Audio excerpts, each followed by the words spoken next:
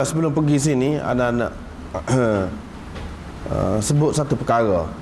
Hak baru ni tidak sebut, anak ingat sebut dah. Jadi ada saudara kita kata anak tak sebut lagi, anak hanya sebut secara ringkas saja, secara umum saja. Baru ni anak ada sebut cerita Ibnu Jamil baru ni kan. Minggu lepas tu Ibnu Jamil tak sewa keluar zakat ataupun sedekah yang diperintahkan Nabi supaya dipungut tu. Kita sudah bincang dah sedikit sebanyak berkenaan dengan Ibnu Jamil tu. Jadi ana ada sebut di situ soal lagi hak berkaitan dengan zakat ni, tak sewi zakat ni hak dikaitkan dengan sahabat, iaitu Tha'labah. Cerita Tha'labah. Jadi cerita tu masyhur. Ana kata ana rakyat dah dulu. Rupanya ana rakyat secara umum juga, secara ringkas. Jadi ana rasa molek hak tu diceritakan dengan lebih detail pada malam ni sebelum kepada kita masuk bab zakat fitri ni, sebagai penyempurna lah kepada bab yang lalu. Oleh kerana cerita tu sangat umum, disebarkan meluas sangat dalam buku-buku pun begitu juga. Kalau masalah zakat ni gak di atas mimbar tok khatib, imam-imam duduk mengajar. Jadi anak harap lepas pada ni bila kita tahu ni bolah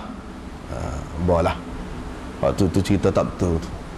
Anak sudah rakyat dah baru ni tu cerita Syiah tu dia buat untuk memburuk-burukkan sahabat.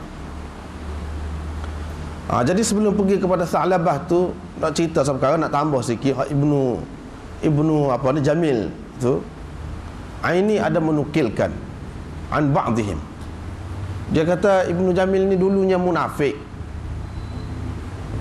Pada tu dia tak keluar zakat lah. Pada tu dia bertaubat. Dia bertaubat. Jadi dikaitkan apa nama ni taubat dia tu tak saya keluar zakat tu dengan ayat ni. Ini satu hal juga, satu perkara yang kita perlu ingat juga berkenaan dengan asbabun nuzul ni. Kadang-kadang pihak yang tidak bertanggungjawab melalui sanad-sanad yang tidak betul, dia kata ayat ni wa ma naqamu illa an aghnahumullahu wa rasuluhu min fadli, berkenaan dengan Ibnu Jamil itulah dikaitkan, padahal itu tak betul. Jadi fa in yatubu yaku khairan lahum, kalau mereka bertaubat itu lebih baik lagi kepada mereka. Jadi kata setengah-setengah ni ahli cerita ni, dia kata Ibnu Jamil pun kata Allah minta aku bertaubat, jadi dia pun bertaubat lepas pada tu. Jadi istilah dia pun molek, dia kata fataba wa saluhat haluhu, dan molek keadaannya. Itu ada dalam setengah riwayat, tapi tidak jelas tu, tidak ada sanad. Nukil daripada ba'dihim tu siapa? Kita orang mengaji hadis tak boleh kena faham benda tu. Bukan siapa dia ba'dihim tu. Ini nukilkan daripada setengah-setengah mereka tu siapa? Ba'd itu siapa? Mana sanad dia? Tak boleh cerita lagu tu.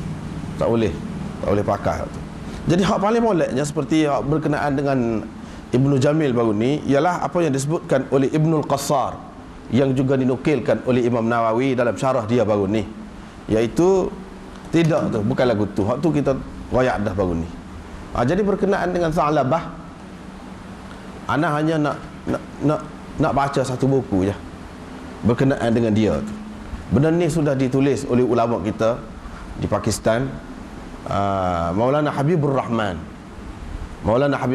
Siddiqi Kandahlawi, dalam buku kitab dia ni Mazhabi Dastane और उनकी हकीकत.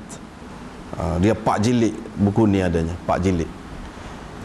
Jadi hakikat di sebalik cerita-cerita agama yang tersebar di kalangan masyarakat.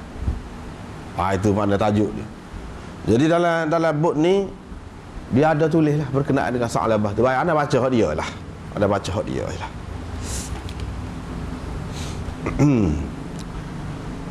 Dia kata Qurtubi dalam tafsir dia ada menukilkan cerita, iaitu daripada Ali bin Zaid yang meriwayatkan daripada Qasim bin Abdurrahman.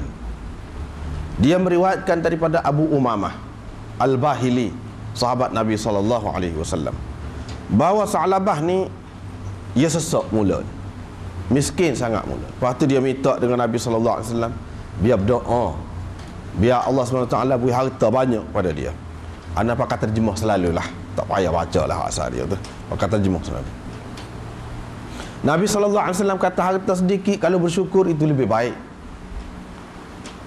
Dia kata dak. Dia kata kalaulah saya ada harta banyak pun saya akan jaga hak-hak dia lah. Saya akan bagilah, akan menunaikan hak-hak harta tu kepada orang-orang yang berhak.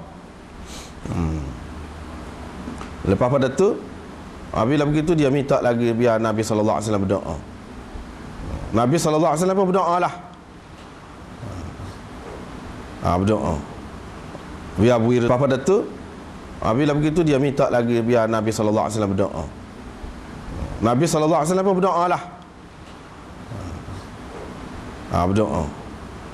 Biar beri rezeki kepada dia. Lepas pada tu, rekah ceritanya, dia pun beli seekor kambing. Lepas tu kambing tu beranak. Jadi benar lah. Sehingga banyak kambing dia. Tidak terhingga banyaknya. Penuh di kawasan Madinah tu kambing dia. Lepas pada tu, dia pun tak padas kat tu. Mula-mula pergi sembahyang Jumaat sama 5 kali sehari tu masjid. Lepas pada tu tak pergi. Pergi asar dengan subuh saja. Asar dengan zuhur saja. Perginya. Lepas pada tu dia pindah. Pasal kami banyak ni tak padas nak duduk dekat kawasan, kita kata kawasan penduduk ramai lah. Pergi duduk di lembah. Di lembah jauh lah. Lepas pada tu dia tak pergi dah sembahyang. Hak dua tu pun tak pergi juga. Zuhur dengan asar tadi tak pergi juga. Pergi jemaah saja. Maka turunlah ayat ini. Turunlah ayat ni mengikut cerita tu. Khudh min amwalihim sadaqatan. Bila turun ayat ni, maka Nabi sallallahu alaihi wasallam pun hantar 2 orang wakil dia, amil dia, untuk pergi berjumpa dengan Tha'labah dan Bani Sulaim. Ceritanya minta dia keluarkan zakat lah. Minta dia keluarkan zakat. Bila sampai mereka ni kepada Tha'labah tu, bawa surat Nabi sallallahu alaihi wasallam ke apa? Dia kata, gapo zakat? Dia kata, buat ngaji lah, padahal dia tahu dah. Gapo zakat ni? Ni kata dia serupa dengan jizyah lagu ni. Serupa dengan jizyah. Kalau dikenakan kepada kafir. Tak apalah, kata dia, balik dulu, kata dia. Balik dulu. Semula marilah, kata dia. Pada tu komen Qurtubi. Komen Qurtubi ni dia cermat juga dalam cerita-cerita. Qurtubi kata hadis ini masyhur. Hadis ini masyhur, kata dia, tersebar luas. Dalam satu pendapat yang dhaif, kata dia Tha'labah ni dia ada terima pesaka daripada sepupu dia yang kaya raya. Sebab tu dia kaya. Dia kaya dengan sebab tu, bukan dengan sebab kambing tadi. Doa Nabi SAW tadi, lepas tu perah kambing, bukan dengan sebab tu. Pada tu Ibnu Abdul Bar berkata, ayat ini turun berkenaan dengan Tha'labah bin Hatib. Ayat mana?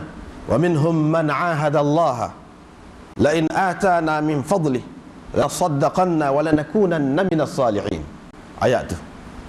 Di antara mereka ada yang berjanji dengan Allah bahawa kalau Allah berikan rezeki kepada dia, kami pasti akan bersedekah dan akan jadi orang soleh. Ayat tu. Bila Allah SWT beri, jadi bakhil, jadi kedekut puak-puak ni. Dan berpaling, tak cara dah kepada perintah Allah SWT. Fa'aqabahum nifaqan fi qulubihim ila yawmi yalqawnahu.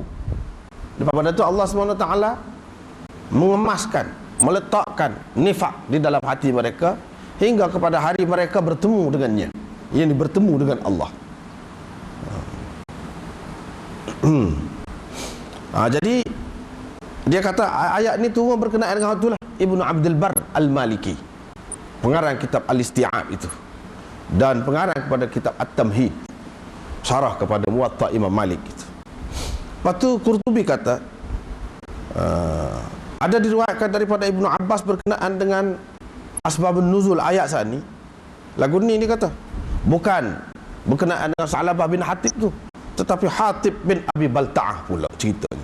Ayat saat ni turun berkenaan dengan Hatib bin Abi Balta'ah. Dia ni ada harta dia banyak lah. Barang-barang mari daripada Syam, barang dia.